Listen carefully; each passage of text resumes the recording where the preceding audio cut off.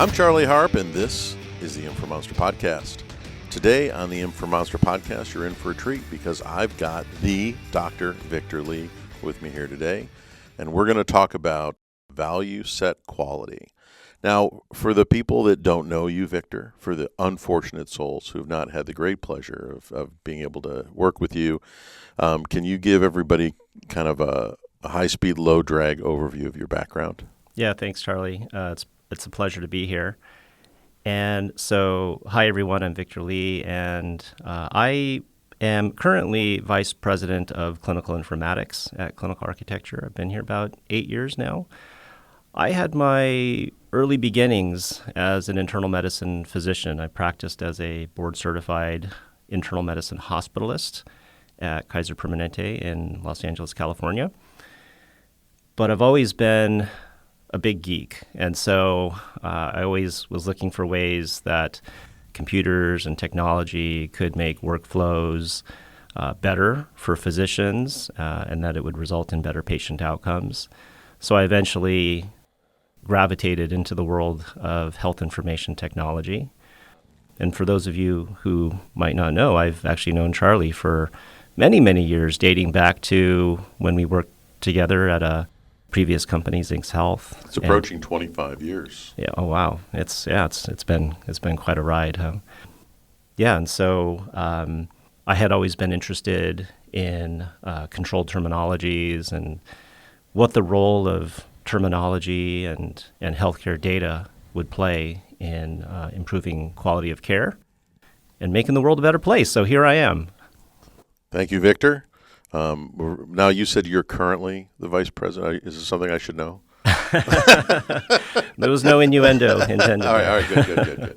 And so one of the things, Victor has been in this role at Clinical Architecture, essentially as our chief medical officer for a number of years. And he does the content team at CA does a lot of things to support our clients and help create standard content that we can make available.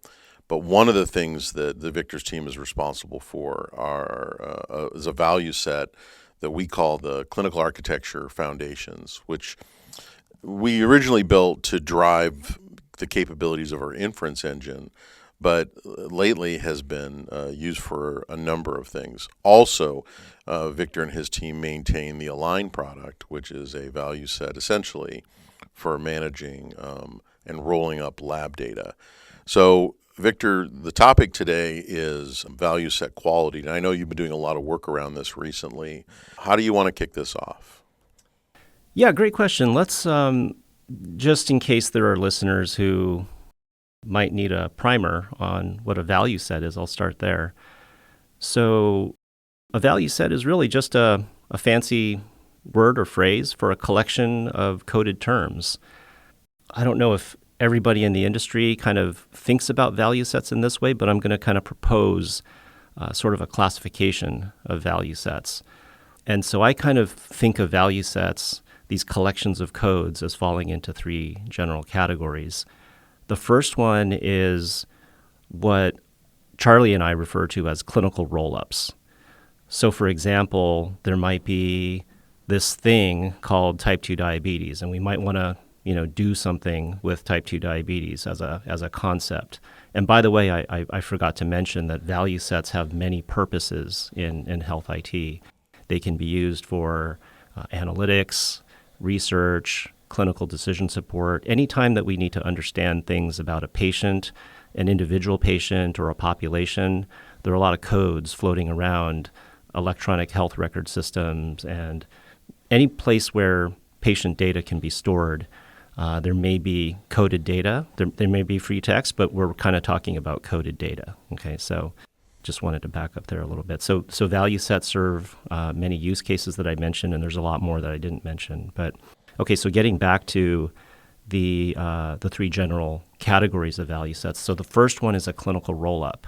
And so going back to this type 2 diabetes example, a type 2 diabetes value set might include terms from potentially one or more code systems. So it could be ICD-10-CM, SNOMED-CT. Those are common code systems for representing diagnoses, and type 2 diabetes would be a diagnosis. So we might have many things that all share type 2 diabetes in common. So it could be just plain vanilla type 2 diabetes mellitus. It could be type 2 diabetes with complications or without complications. We could have type 2 diabetes with acute complications or type 2 diabetes with chronic complications. So you get the idea that there can be a combinatorial explosion. And so those are clinical roll-ups, and I think a lot of us are kind of familiar with thinking about value sets in that context. But quickly, the other two types of value sets that I also see out in the wild are answer lists. So we might have a collection of codes that might be response values for a question. So it could be administrative gender, right? And the value set might contain things like male or female or unspecified or I didn't ask or unknown, flavors of null. So, and those, unlike clinical roll-ups, can be where clinical roll-ups have concepts that are all similar to one another. Answer lists might have diametrically opposite terms, but they still belong in a collection because they serve a certain purpose. And then the third type is what I call subset catalogs. And those can be collections of terms that might be used to validate a certain field of information. So for example, if I have a problem list, I might say that valid problem list entries would be anything under the SNOMED CT diagnosis hierarchy. And right, so that might be different than a clinical roll-up because I might have type 2 diabetes and I might have stroke and, a bunch of other things that are heterogeneous, right? So that's kind of how I think about value sets in general. No, I'm going to go off on a tangent. Okay. Because this is one of the things in the early days of healthcare IT for me.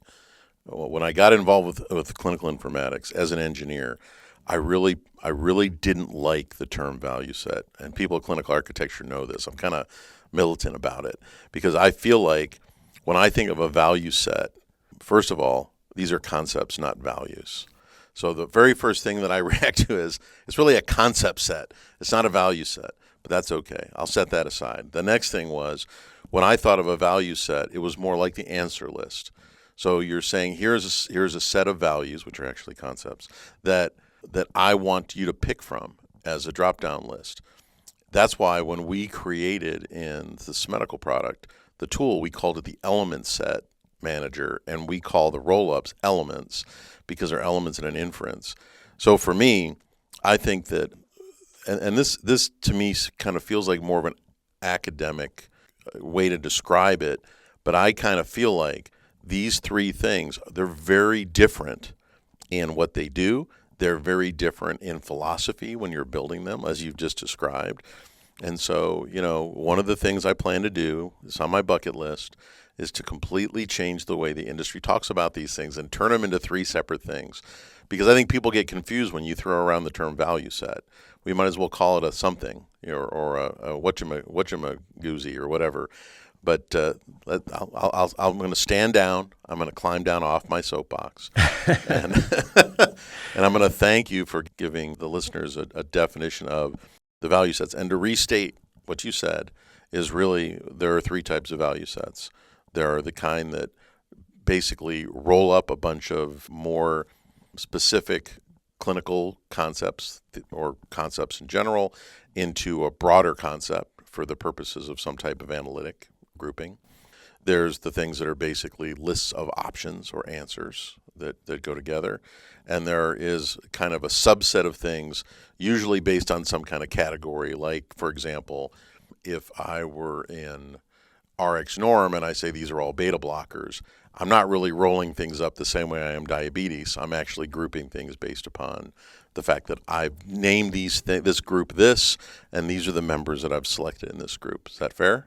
Yeah, that's fair. And I just want to add for the listeners out there who might not have some of the context, Charlie and I, as well as other members of the clinical architecture team, have had intense debates about the meaning of these words that we're throwing around.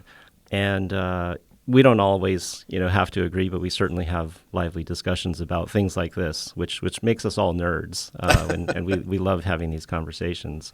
I will also say that because our software tooling, and in this case, one of the medical applications called Element Set Manager, which we use to manage all of the three categories of value sets that Charlie and I had discussed. It does the job for all three, and we have different applications for, kind of enhancing the experience and making sure that they're all very high quality. And so I think from that perspective, I guess where we converge on is that no matter how we define these things and how we, group or split kind of the meaning of these three different categories of value sets, at the end of the day, they're lists of terms. And they should hopefully have a code system, a code, and a description. And however we group them or split them, I guess we can, for this conversation, we'll just generally collectively refer to them as value sets. Now, are you going to get into the whole extensional, intentional? Oh, I certainly can. Yeah. And actually, this might be a good opportunity to define that. So when we talk about intentional and extensional, we're really talking about how we're defining value set members.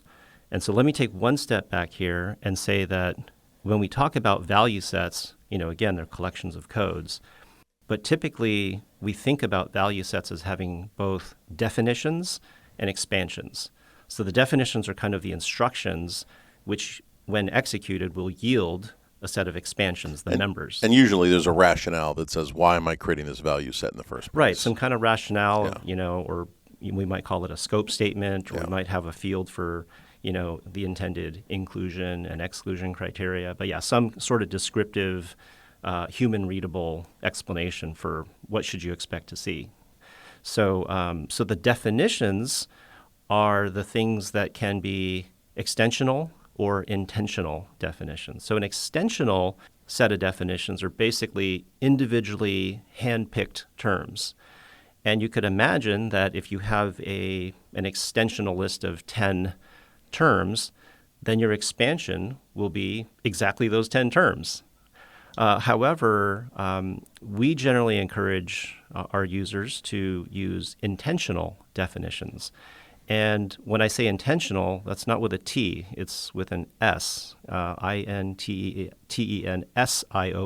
intentional, which basically means that they're rule-based definitions. So an example of an intentional definition might be, take this ICD-10-CM term called type 2 diabetes mellitus, and then take everything in its descendants based on the current ICD-10-CM hierarchy, and that would be an intentional rule. So if you execute that rule, that one intentional definition might yield 100 different type 2 diabetes terms. And so you could imagine that the value of using intentional definitions would be that you could potentially very efficiently yield a whole collection of terms with fewer definitions.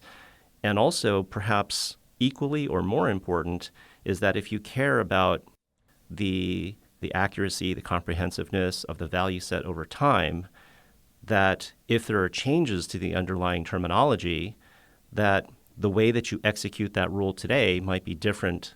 It might yield a different expansion tomorrow. So if ICD-10 threw in some more type 2 diabetes mellitus terms under that hierarchy, you don't have to redefine your value set, because you can let the rules sort of do the work of updating for you. Yeah, so for all intents and purposes, an intentional value set is like automation. I say, here's the intent I have in building out the members of this value set. And that has pluses and minuses, as we know, because sometimes if you have a rule based on hierarchy or things that are there and somebody changes that underlying hierarchy, you have to manage that. It's not like it's on autopilot, because, sometimes things will drop out that you don't want to drop out. Exactly. You know this. But it's a good way to define those two things so that people realize, for someone creating a simple pick list, you're probably going to do an extensional value set. But for somebody doing something like I want everything that really means the patient is diabetic, you're better off building a rule that you execute that brings in candidate members for you to kind of dial in or dial out. That's a really good point, because the pick list answers, or answer lists, or lookup lists, however you want to refer to them, they tend not to change as much over time. So if I had a question about smoking and the answers were current smoker, non-smoker, former smoker. There tend not to be a whole bunch of additional choices over time. But when you're dealing with clinical data, conditions, medications, labs, they tend to evolve a little bit more over time. And I want to underscore what you said about, the automation, not just kind of, leaving it completely up to automation. We feel that the adjudication is of, recalculating a value set expansion based on rules that you might have defined 3, 6, 12 months ago is important to adjudicate and to see exactly, what the differences are with today's calculation versus the one from the past. And that's one of the things I really love about our element set manager tooling, because it'll show potential additions and removals, and it'll allow a learned intermediary to decide if that's clinically appropriate for what we intend the value set to represent versus, oh no, that's something a little bit different, and I need to craft my rules a little bit differently to make sure that we don't get extraneous codes that are really not in line with the intended scope. Absolutely. And I think this is one of those things that when I think about the evolution of how we use terminologies in healthcare over the last 20 years, that we've been doing this 20 years plus, I think when you think about people that traditionally use value sets, like the things that are in FinVads and VSAC and, HEDIS and all those things, what always kind of surprised me about value sets is that people create value sets like at one point in the year, and they say these are the value sets you're going to use. But anybody who spent any real time in the terminology world knows that, RX norm is updated daily, LOINC and SNOMED are updated, monthly or biannually or whatever. So the truth is that when you build a value set, if you're releasing that value set once a year, there are going to be things that are going to happen throughout the course of that year that should be in the value set but are not in the value set, which is why things like, having intentional rules where you can automate that. And theoretically, as we get more real time in healthcare with these things, we can, or if you're not doing it for something like HEDIS or ECQMs, but you're building a value set because you want some intelligence about your populations or whatever you're trying to do. You want that to be updated whenever the member terminologies that you're using update. You don't want to do it once a year, right? That's right. And I'm going to say something that might get me canceled, but I'm going to say it anyway. This is listener warning. No, I mean this kind of in jest, but value sets to me, the life cycle of value sets, I make an analogy to having children, because there's a lot of attention paid and there's a lot of excitement around creating a new value set, kind of like, giving birth to a child. But what I think sometimes we don't recognize is that there's a lot of care and feeding of value sets over time. And I think we all know that, raising children it's a big commitment, both in terms of time and money and, your emotional investment. But there are parallels to value sets, because we've seen plenty of examples where a value set might be excellent at a certain point in time. But to your point, terminologies evolve, new stuff comes out, medications, new drugs come out all the time, and things get inactivated, and, a lot of changes happen over time.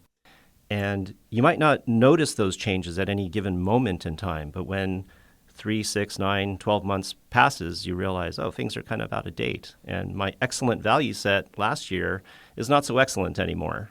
And so I think it's a really good transition into kind of our discussion around value set quality and kind of the attention we need to focus on the quality of value sets, not just at a certain point in time, but kind of over time, and the care and feeding that we need to pay attention to for value set quality. No, I think you're right. I think that it's like I say about all these things in the terminology informatics space, is that it's not a project, it's a lifestyle choice. You create something like this, you really have to be ready to maintain it. And in fact, that's and I don't want this to sound like a Semedical commercial, because I usually don't talk about our products and these things, but part of our focus when we built our products is, there are tools out there that work fine to do things once.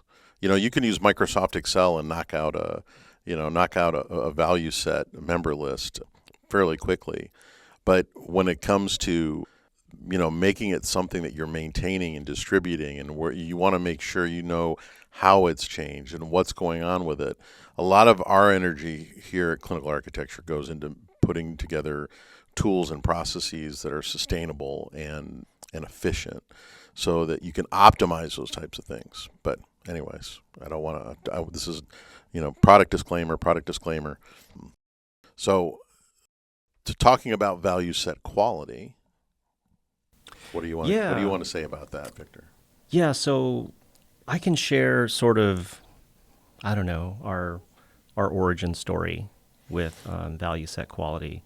When I first started at Clinical Architecture, I was creating a lot of value sets, and I wasn't really doing it with value set quality in mind because I was trying to solve other problems. And I think this is probably similar to the experience of a lot of other people who are trying to solve a problem. And, oh, by the way, you kind of have to create a value set to solve this problem. But for example, I was doing a couple things related to, first of all, rules-based logical reasoning. And the second thing I was doing was creating disease ontologies. I won't get into the exact reasons why, but let me use an example for rules-based logical reasoning. One of the things we were trying to do was to detect undocumented diagnoses. So things like, diabetes, hypertension, heart failure, chronic obstructive pulmonary disease. And so I needed value sets to complement the expression logic in our rules modules. So an example might be, and let me back up a little bit. So an undocumented diagnosis could be potentially two scenarios. One might be that, let's say, a physician didn't know that, let's say, someone was diabetic because there was a lab value that was was obtained at an outside lab and never got back to the physician. Or the other scenario might be that the physician knew very well that the patient was diabetic. Yep. In fact, the physician was treating the patient with anti-diabetic medications, but the problem list didn't say type 2 diabetes or whatever. It was in their note. It wasn't in It could be in the note, the discrete list. Yeah. Right. So, and that's apparently a pretty pervasive thing based on our experience with our clients. So as we craft these rules, we might say things like, okay, if type 2 diabetes is not present in the problem list, and if I see, these drugs, the patient might be on insulin, right? And I'd create an insulin value set. And then it gets a little complicated because you have, short-acting, intermediate-acting, long-acting insulins. And if you're not creating your value sets so that you're catching all these terms, it might be that the term that you didn't put in your value set was, in fact, on the medication list. And that was your clue that the patient had undocumented diabetes, and you missed it, right? And so there are implications of not having a really high-quality value set. And also, I'll give the other example where I mentioned we were creating disease ontologies. In that use case, we were using disease ontologies to power the filtering of a display within, I'll just say generically, like a clinical viewer that might have aggregated information about patients from potentially multiple sources. Like it could be an HIE or some type of a thing like that. So we were creating disease ontologies that would power the intelligent filtering of things. So if I just wanted to take a look at a patient's profile from a heart failure perspective, I don't need to know that the patient had an ankle fracture or that they had pneumonia and they were treated with antibiotics. I only want to see things related to heart failure. So show me medications that are related to heart failure, the heart failure-related labs, or maybe comorbidities or complications of heart failure. And I needed value sets to represent those things within a disease ontology. And then sometimes you have to get really specific because if you created, for example, I'll go back to diabetes because it's just a great example, but if I created a diabetes value set and the diabetes condition had diabetes with DKA, and then I want to relate that to a complication of diabetes, which is DKA, if I start conflating things, then I'll start having circular relationships where, diabetes with DKA is a complication of itself. And so things start getting illogical depending on how you use value sets. So you just have to be really aware of the intended use case and make sure you're just being very precise in terms of how you're creating your value set definitions and expansions. And that's when I started realizing, because I was thinking, I just need to solve this problem and I'll just slop these value sets together. And I realized, it doesn't make sense sometimes, or you miss things, or you might have false positives or negatives. And so I started realizing that we need to start paying more attention to value set quality if we expect our investments in health IT to pay off, if we expect it to do the right thing.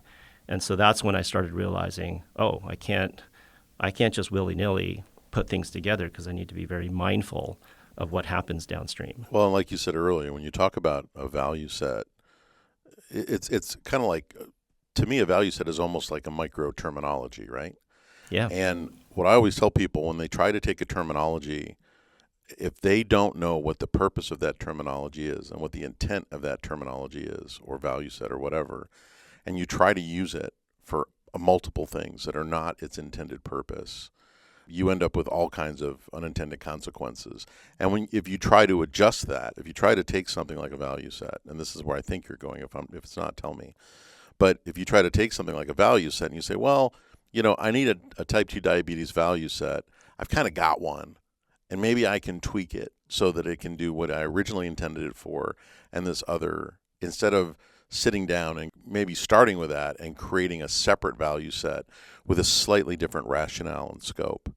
If you try to lump those things together, you get sloppy results. And I think we've seen examples of this in healthcare, especially whether it's a terminology or when people train models for things.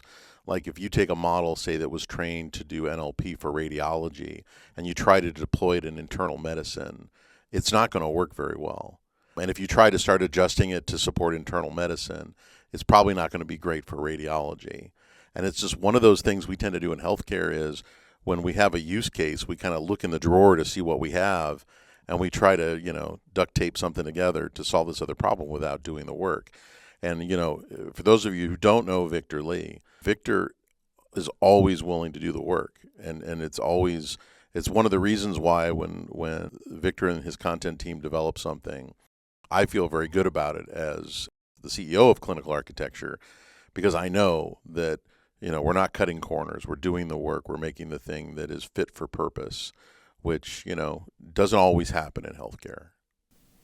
I appreciate that. We certainly try our best. We're not perfect, but we do put in the effort. And wait, perfect was on your resume back when I hired you. Oh, that might have been a slight inaccuracy there. Typo. You caught me. You forgot the M, perfect. That's right. Yeah, 2 letters makes all the difference in the world.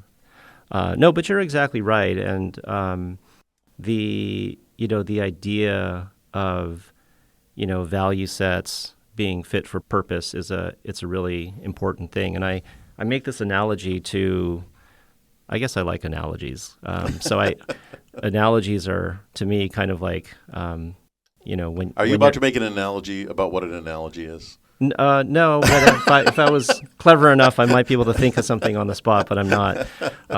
But the idea is that creating and also consuming value sets is kind of like when I try to buy jewelry for my wife. And basically, I think there was really only one time that I tried to do that, and that was to get the engagement ring. But if I were to walk into a jewelry store and take a guess as to what the gem should be and, the size and the setting, I might get close and I might nail it, but I might also be wrong. And so it's probably better just to take my wife and let her decide, or have her just purchase it herself, because she'll feel that that's right for her.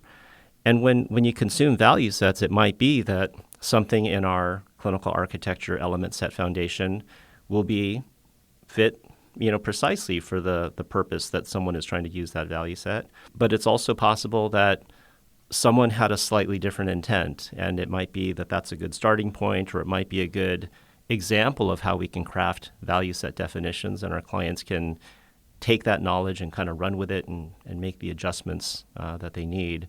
And so I think we recognize that 2 value sets that are from 2 different sources might sound similar, but you kind of have to read between the lines and kind of understand, well, exactly what was this intended to do, and kind of pay attention to the inclusion and the exclusion criteria, and whether the stated scope actually is in alignment with what you see in the current expansions, right? Because it can sometimes, looks can be deceiving. And so I think I'm just trying to shine a light on just being very aware of, what you get when you take a look at a value set. Well, and that's important because a value set, it's kind of like mapping, right? When you create a content asset that is a value set, and for all intents and purposes, the roll-up type value set is really a map. You're taking a code system and a code, and you're mapping it to the value set, and you're rolling it up to this grouper for whatever purpose you're doing. But that is a blind machine. When you deploy that, now this is me speaking as a technologist, when I deploy that into whether it's AI or analytics or a rules engine, whatever I'm doing, once I deploy that, it's going to operate. So if it's got something wrong or it's got something missing, it's either going to operate or it's not going to operate. So it's not going to stop mid-flow and ask somebody a question. So it's one of those things where when you're building it and you're evaluating it and you're trying to make sure it's fit for purpose, before you push the button that publishes it out to wherever the machine is going to use it, that's your ability to control that, right? Yeah. No, I think that's right. And we could probably have another podcast about maybe the similarities and differences between a value set and a map. But I get your analogy, and I'm going to let that slide for now. This will be a dinner time conversation that we'll have. But I think what you say makes a lot of sense. So you recently sat down and put together a white paper. Is it proper to classify as a white paper? Yeah, that's right. It's a white paper that people can download from the website. That's right. It's called the 6 C's framework for assessing value set quality. And I've actually been thinking about this for quite some time because through my team's experience with authoring value sets and the value sets that we have seen from various sources, one of which is the Value Set Authority Center, also known as VSAC, which is run by our National Library of Medicine. We've just seen a lot of kind of variation in quality. And I don't mean that in a disparaging way. It's just that sometimes we find that, there might be clearly, wrong members of a value set, or we're not sure if it's right or wrong because the descriptions were either sparse or completely missing. So I couldn't even tell what the intended scope was. And some of those value sets have been out there a while. And yes. And it's kind of like, go back to your analogy, in some ways it's kind of like a value set orphanage, You've got value sets that maybe haven't been updated in a couple of years.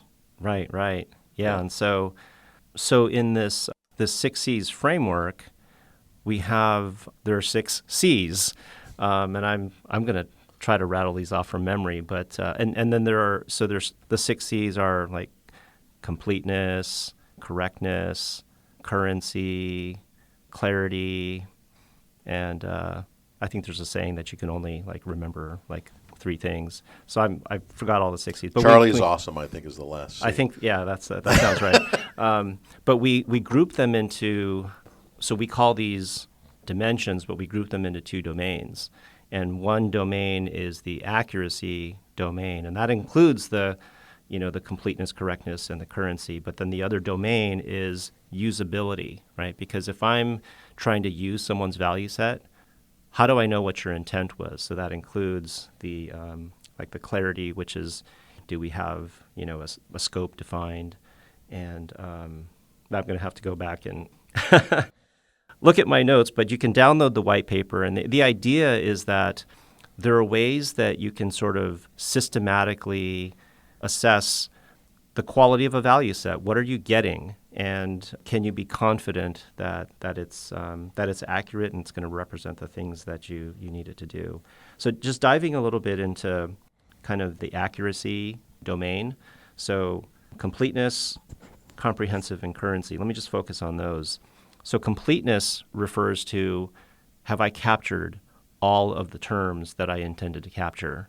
I talked about if I am trying to detect undocumented diabetes and I have an incomplete insulin value set, I might fail to detect undocumented diabetes. So obviously, that's not a great thing. But the opposite of that we call correctness. I had to kind of fit these into C words. So correctness is sort of the flip side of completeness because I might over-include things. So if I have an insulin value set and then I threw in a beta blocker on accident, then I might say, hey, this patient, is on insulin because I see atenolol. And that's obviously wrong. So it's a kind of a false positive. So correctness, or, instead of the omission of things, what we're looking at for completeness, on the correctness side, we're looking for commission, errors of over-inclusion, right? So both of those can make value sets fail to do the things that you expect them to do. And then the currency piece is really around, we talked about value sets going stale, because if you kind of leave them over time and you don't have the care and feeding, then, you could have those inaccuracies. And then we have ways of sort of, proposing how those can be assessed and even kind of semi-quantitatively measured. So those are important. But, in the usability domain, so for example, clarity refers to, do I have a well-defined scope? We've seen value sets that are just put out there, and there is no statement. Yeah. There's just there might be a title of a value set. You almost have to infer the rationale based upon the members. Right. Yeah. Did you mean to include or exclude certain things? And so that can become a usability issue, because if people are using third-party value sets, you kind of should know, what you should be expecting to see in a value set, and you shouldn't have to inspect the entire list of expansions. You might have tens, hundreds, thousands of expansion terms, and you shouldn't have to look at a ginormous list to figure out, okay, what was the intent here. So I'm blanking on the other domains, but basically you can download the white paper and you can read about the 6 E's framework. So that was, there was kind of a light bulb moment that I realized, I think we can actually characterize quality. And so we think that that's an important thing to consider for anyone who's either authoring their own value sets. The framework might be useful to kind of challenge your thinking about, am I sort of checking the box on these 6 dimensions of quality? Or if you're not creating your own and you want to use someone else's, those are just things to think about, buyer beware. One of the things that I think is interesting, because, there's a lot of people talking about large language models and AI right now. And what I always tell people is, when you look at a large language model, it's really making decisions based upon some body of information, some corpus. And one of the things that I thought was interesting, I remember back when we were doing the work, looking for the undocumented conditions. And one of the conditions that you were working on was hypertension. And I know that, one of the things that technology people do is they say, well, they tend to lean on certain content assets.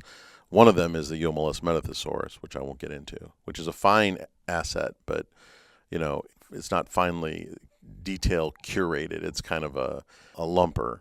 And the other was using SNOMED. And SNOMED also is a great ontological asset, and they put a lot of work into it. But I remember at the time, we were looking at hypertension, and, one might think, all I have to do is get hypertension in all of its children, and I'll get all the hypertension codes that are in SNOMED. But if I recall correctly, there was an issue with that. Yeah, so, sometimes when you look at an ontology, and SNOMED is a fantastic ontology, and it's extremely comprehensive and detailed, and there are a lot of rich relationships, but sometimes that also adds complexity. So if you look at the hypertensive disorders hierarchy in SNOMED CT, you'll find things that you would typically expect to find, like, essential hypertension, which is also known as primary hypertension, and you'll see secondary hypertension. But then you'll see all these other things that when you start looking at it, you'll say, that kind of makes sense, that there's, preeclampsia and other obstetric-related things. And then you have to ask yourself, did I mean to put those in my value set? Because, again, there might be unintended consequences for when you execute a rule set or whatever you're doing with the value set. It might yield things that you didn't expect. And so it's not just as simple as saying, take hypertensive disorders and everything under it. You might have to start subsetting out certain branches that, maybe you weren't interested in the obstetric hypertensive disorders. And what about, a hypertensive urgency or a hypertensive crisis? And those are acute, whereas maybe you were thinking more of like essential hypertension, which is more of a chronic disease. So there's all these things that makes SNOMED great because it's a poly hierarchy and things can have multiple parents.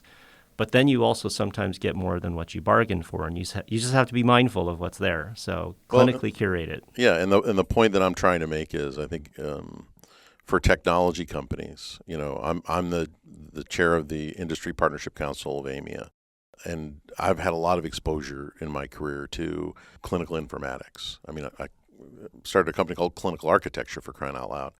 But I think as a technology company, it's very easy for people to look at some of these assets and say, well, I don't really, the clinical people put together SNOMED, so I'm just going to use it. I don't need my own clinical people to do anything. And I think one of the things that I'm keenly aware of, and I don't think enough people are keenly aware of, is the value of somebody with clinical experience who's also an informatician, is that there are these nuances that when you're building something and you want to make it fit for purpose, these assets create, I kind of think of it as like going to the grocery store. When I look at SNOMED, I see the grocery store. And when you're trying to figure out, what you're going to do with the things that are there and how you're going to use it or what you're going to make for dinner, you could just say, I'll take everything in the cereal aisle and pile it into your cart and take it home.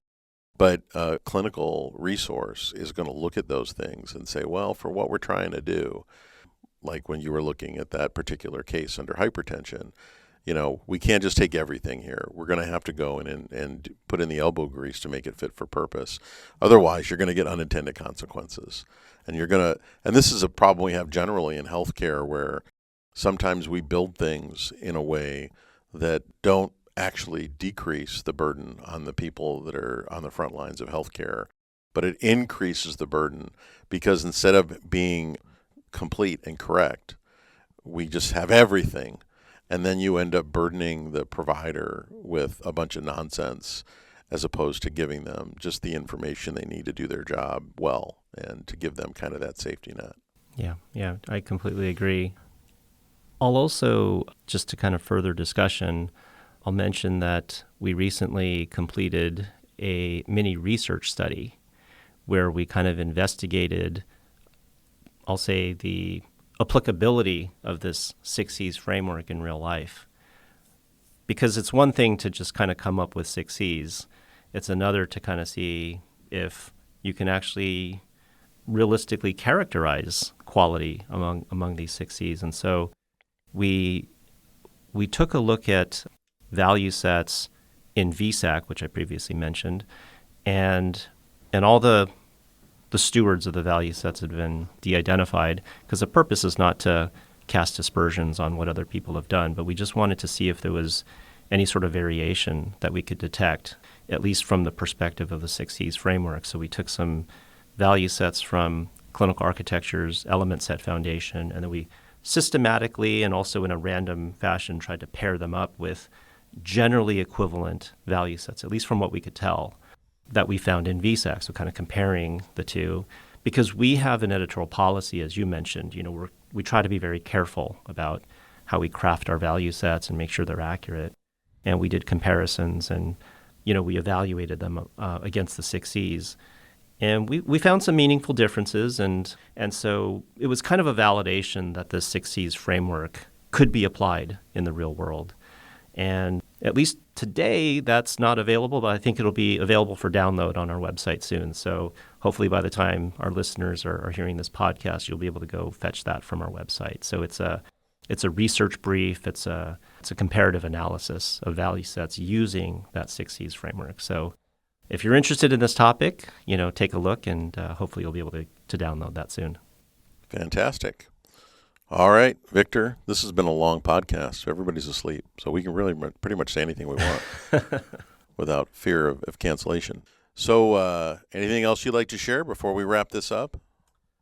No, I mean, just kind of, summarizing this discussion, we make a lot of expensive investments in health IT. And I just appreciate the opportunity to come onto the podcast and just share a few thoughts about quality of value sets, because I do think that we could derive more from our health IT investments if we just be mindful about value set quality. So, I guess I'll just kind of give a shameless plug as well. If you guys have any questions or would like to engage in discussion about value sets, these are things that I eat for breakfast, lunch, and dinner. So, contact us. Yes, we're working on the intervention. Don't worry, ladies and gentlemen. All right, Victor, thank you so much for being on today. Thanks for having me. It's been my pleasure, and to everybody else, thanks for listening. I am Charlie Harp, and this has been the Informonster Podcast.